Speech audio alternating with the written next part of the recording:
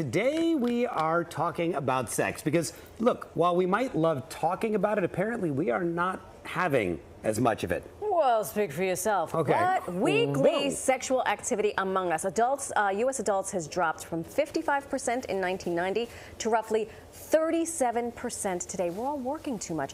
So we did what we did. We did our own research. We asked Ben Aaron to take to the streets to find out what New Yorkers think. What's better, true love or great sex? And ladies, have you ever faked it? Take a look.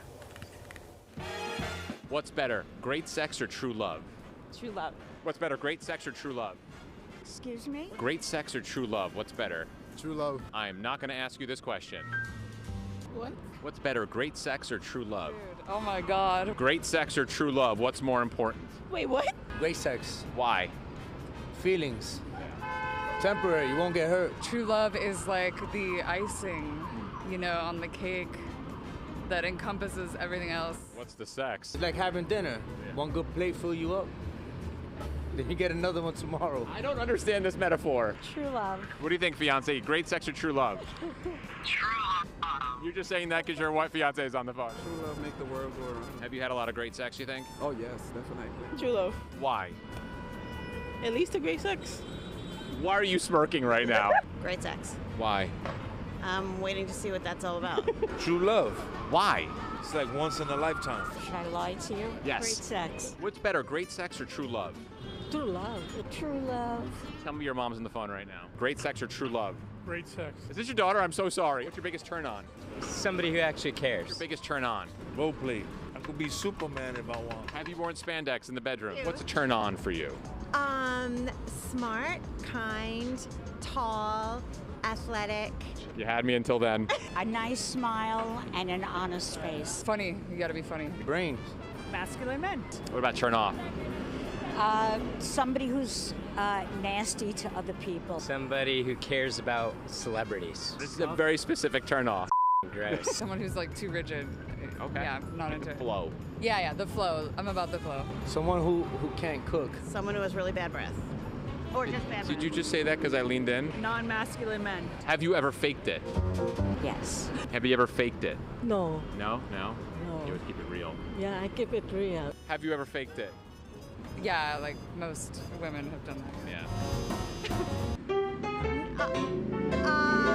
I think I know what you're asking. I don't even know what I'm asking. Yes. You have? Yes, once. Have you ever faked it? Never. No. Never. She's faking it right now. Yeah, she is right now. Oh, man, if you want to keep it real, just ask a New Yorker Right? what they think. They obviously had a lot to say. I'm crying. I'm laughing so hard. Yeah. But if we're having less sex, the big question is why? And what can couples actually do to get the spark back? Here to help us is the author of The Formula of Desire, Dr. Anna Elton. Welcome, doctor. It's great to see you.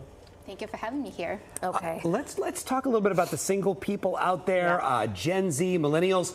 Why aren't they? I mean, according to every survey you do, they're not having as much sex. Do you know why that is? Well, first of all, they spend a lot of time on social media, right? You're always online, you're always scrolling.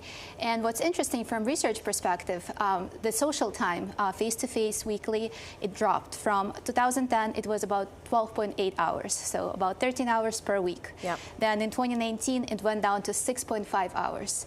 2024, it's about 5 hours. 2026, I'm assuming it's even less. Of actual face-to-face time. Face-to-face, and then think about the social skills. Right. If you don't talk to another person, right? If you don't flirt with another person, if you don't communicate with another person, it's really hard to actually be together with that person. Yeah. I think I have often heard this. I've been married twice. You're in a relationship, you're married, or you're not married, but you're in a long-term relationship, and over time, the spark in the relationship begins to fade. I don't feel like this is something new, but you're the expert, so you tell me, how can we avoid this?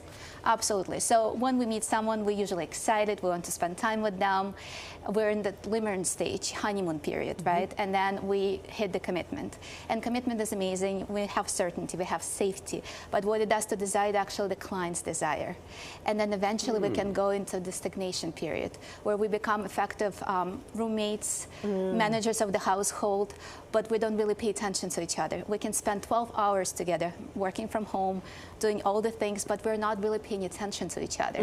That becomes a problem, right? We don't touch each other. So I think that the touch is the huge one that leaves the relationship. So interesting. I've used that phrase with my wife before. We've had times where we'll be really busy for a month or 2 months, and I'll look at her and I'll be like, I feel like roommates. Yeah. I love you so much, but I just feel like we've been so busy. So if a couple finds that they're at that point, what can they do? What are steps they could take to maybe get that spark back in the relationship? I would start from first step, right? It really depends where you are. If you don't really connect with your partner, right? If you feel like you didn't have good moments, if you feel criticized by your partner, you need to start small. I would say take 1 week and try to find what's going well in your relationship. And it's easier said than done, right? Because the first thing we see, what's not going well, right? Like the dish that's not being taken care of, right? And or like you didn't the fold shoes. laundry, right? Exactly. So make mental notes. What's going well, and then say it to your partner, because the way you think affects the way you feel and affects your actions. Right. Instead of, you did not fold the laundry. Yeah. Is there any reason why you didn't fold the laundry? And maybe it's, oh my gosh, I just lost the biggest deal of my life, and so I'm depressed or whatever. Instead of fold the laundry. I don't give much intimacy advice, but I will say this: I have figured out that there is such a thing called chore play. Okay? Because if my wife is thinking about laundry and the dishwasher and everything else, she's not thinking about having intimate time. So if I can take that off of her plate, if I can unload the dishwasher, make sure the laundry's done, I've at least kind of cleared the playing field a little bit. I want you to add that to your next book, please. Incorporate chore play. Don't take sex advice from me, please. That's why the doctor is here, please. I love this idea of a date night, Yeah. but you don't necessarily think that that's the answer. Well, two things about it, right? So I would say don't wait until the date night to bring that spark back, to bring that connection back. You need to start small. Daily micro moments that you can do with your partner. I would say start with touch, right? So as you walk by your partner, do a little touch. From sports psychology, when researchers looked at the teams who played better together, more in team, the teams who touch each other through the game. So a little touches. That little football pat on the butt. Yep. Sometimes it's more than that. I love it. After a free throw, whether they make it or not, they all huddle or they all like. Why is intimacy so important, and sex for that matter, so important to our overall health? Well, it does a lot of things, right? It helps to reduce our stress level. It helps to connect when we are intimate. We have the oxytocin, love and bonding hormone, right? We feel more connected to our partners. And the more interesting research is the sexual afterglow. After we're being intimate, we have this window of 48 hours to feel better, happier, more connected to your partner. So I would say use this opportunity to cuddle with your partner, to hug your partner, to say something to your partner, because it will help with your connection and communication. I love that. And it's cheaper than Botox. Absolutely. It is. Doctor, thank you so much. Folks at home, please make sure you pick up a copy of The Formula of Desire wherever books are sold. That's right.